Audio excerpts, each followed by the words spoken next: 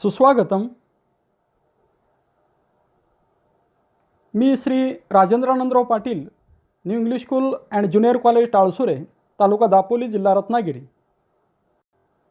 आज आपण विज्ञान आणि तंत्रज्ञान भाग 1 इयत्ता 10वी मधील प्रकरण क्रमांक 2 मूलद्रव्यांचं आवर्ती वर्गीकरण हा टॉपिक पाहणार आहोत. हा टॉपिक पाहत असताना या टॉपिकमध्ये आपण काही महत्त्वाचे मुद्दे अभ्यासलेले आहेत. यामध्ये डोबेरेनर्स ट्रायड्स याने डोबेरेनरच्या त्रिकांचा नियम उदाहरणासह स्पष्ट केलेला, त्यानंतर न्यूलँडच्या अष्टकांचा नियम आणि त्यानंतर गण आणि इलेक्ट्रॉन स्वरूपन असे काही महत्त्वाचे मुद्दे आपण या ठिकाणी अभ्यासलेले होते. आजच्या लेक्चरमध्ये आपण आवर्त आणि इलेक्ट्रॉन स्वरूपन हा महत्त्वाचा मुद्दा अभ्यासणार आहोत. हा मुद्दा अभ्यासत असताना आपण अगोदरच्या लेक्चरला गण आणि आवर्त कशाला म्हणायचं हे थोडक्यामध्ये आपण बघितलेलं होतं. या ठिकाणी आपणाला आधुनिक आवर्त सारणी जी आहे, या आधुनिक आवर्त सारणीचा अभ्यास करत असताना यामध्ये आपण आधुनिक आवर्त सारणीमध्ये उभे जे स्तंभ आहेत अशा उभ्या स्तंभांना गण असं म्हटलेलं होतं. या गणांची संख्या आपण बघितलेली होती, एकूण 18 गण आहेत आणि आवर्तांची संख्या एकूण 7 आहे. आडव्या ओळी जी आहेत त्यांना आपण आवर्त असं म्हटलेलं होतं. आजचा महत्त्वाचा मुद्दा जो आहे तो आवर्त आणि इलेक्ट्रॉन स्वरूपन.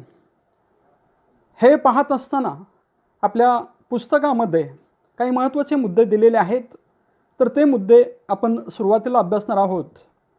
विद्यार्थी मित्रांनो, आपण जी आधुनिक आवर्त सारणी पाहिलेली आहे, तर ह्या आवर्त सारणीचं अवलोकन केल्यावरती पाहायला मिळतं की या आवर्त सारणीमध्ये lithium, beryllium, boron, carbon, nitrogen, oxygen, fluorine आणि निऑन ही मूलद्रव्ये जी आहेत, ही मूलद्रव्ये नेमकी कोणत्या आवर्तामध्ये आहेत.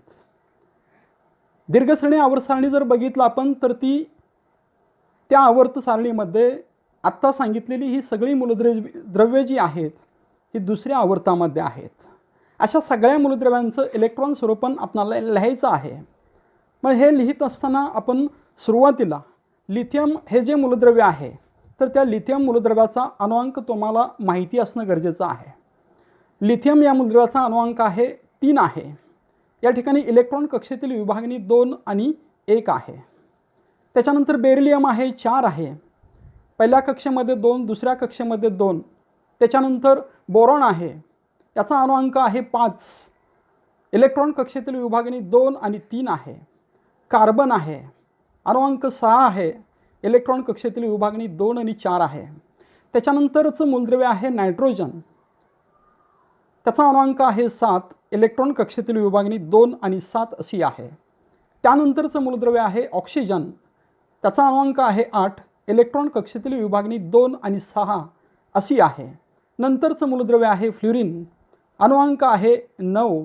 त्याचा इलेक्ट्रॉन कक्षेतील विभागणी 2 आणि 7 आहे. आणि त्याच्यानंतर शेवटचं जे मूलद्रव्य आहे की जे 18व्या गणामध्ये आहे, असं त्याचं नाव आहे निऑन आणि त्याचा अणुअंक आहे 10. म्हणजे इलेक्ट्रॉन कक्षेतील विभागणी 2 आणि 8 अशी यांची इलेक्ट्रॉन कक्षेतील विभागणी. म्हणजेच या सर्व मूलद्रव्यांचं इलेक्ट्रॉन स्वरूपन या ठिकाणी मी सांगितलेलं आहे. दुसरा एक प्रश्न असा त्यांनी विचारला आहे की या मूलद्रव्यामधील संयुजा इलेक्ट्रॉनांची संख्या एकसारखी आहे का. आपण जर बघितलं विद्यार्थी मित्रांनो, या मूलद्रव्यामधील संयोजा इलेक्ट्रॉनची संख्या ही वेगवेगळी आहे. कारण लिथियममध्ये बाह्यतम कक्षेमध्ये 1 इलेक्ट्रॉन आहे. बेरिलियम अणूच्या बाह्यतम कक्षेमध्ये 2 इलेक्ट्रॉन आहेत. बोरॉन अणूच्या बाह्यतम कक्षेमध्ये 3 इलेक्ट्रॉन आहेत. कार्बन अणूच्या बाह्यतम कक्षेमध्ये 4 इलेक्ट्रॉन आहेत. यावरून आपल्या लक्षात येतं की या सर्व मूलद्रव्यांच्या अणूंच्या बाह्यतम कक्षेमध्ये संयुजा इलेक्ट्रॉनची संख्या जी आहे ही वेगवेगळी आहे. अणूंच्या बाह्यतम कक्षेमध्ये परिभ्रमण करणाऱ्या इलेक्ट्रॉनची संख्या म्हणजेच संयुजा इलेक्ट्रॉनची संख्या आहे. त्याच्यानंतर तिसरा एक प्रश्न महत्त्वाचा सांगितलेला आहे त्यांच्यामधील कवचांची संख्या एकसारखी आहे का? आपल्या लक्षात येतं की या ठिकाणी त्यांच्यामध्ये असणाऱ्या कवचांची संख्या ही एकसारखी आहे. कवच याने कक्षा असं म्हटलं जातं. मग कवचांची संख्या म्हणजे एकूण 2 कवच या ठिकाणी आपल्याला या मध्ये पाहायला मिळतात, के आणि यल. अशा पद्धतीनं कवचांची संख्या ही एकसारखी असलेली आपल्याला पाहायला मिळते. त्यानंतर दुसरा महत्त्वाचा मुद्दा आपण अभ्यासणार आहोत, त्याचं नाव आहे अणूचं आकारमान. अणूचं आकारमान पाहत असताना या ठिकाणी अणूचं आकारमान हा द्रव्याचा मूलभूत गुणधर्म आहे. अणूचा आकार हा त्यांच्या त्रिज्येवरून ठरवला जातो. त्यानंतर अणूमध्ये अणूची त्रिज्या म्हणजेच अणूचं केंद्र आणि बाह्यतम कक्षा यामधलं अंतर. साधारणपणे ही अणुत्रिज्या जी आहे ही अणुत्रिज्या कोणत्या एककामध्ये मोजली जाते? तर ते एकक आहे पिकोमीटर. साधारण 1 पिकोमीटर बरोबर 10⁻⁻12 मीटर. खाली एक महत्त्वाचा सारणी एक दिलेली आहे. तर ती सारणी बघितल्यानंतर आपल्या लक्षात येतं की त्यामध्ये काही मूलद्रव्ये दिलेले आहेत आणि त्या मूलद्रव्यांची अणुत्रिज्या दिलेली आहे. यामध्ये मूलद्रव्ये कोणती दिलेले आहेत? तर oxygen, boron, carbon, nitrogen, beryllium and lithium. आणि त्यावरून त्यांनी काही प्रश्न विचारलेले आहेत.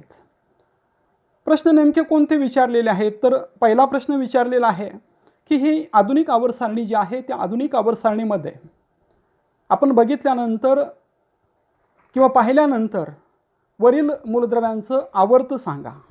म्हणजे आवर्त कोणतं आहे ते त्यांनी विचारलेलं आहे. आता साधारणपणे आपण जर बघितलं तर या ठिकाणी जे लिथियम मूलद्रव्य आहे त्या लिथियम मूलद्रव्याचा अणुअंक 3 आहे. बेरिलियम हे जे मूलद्रव्य आहे त्याचा अणुअंक 4 आहे. त्याच्यानंतर बोरॉनचा अणुअंक 5 आहे. त्याच्यानंतर कार्बन जे आहे त्याचा अणुअंक 6 आहे.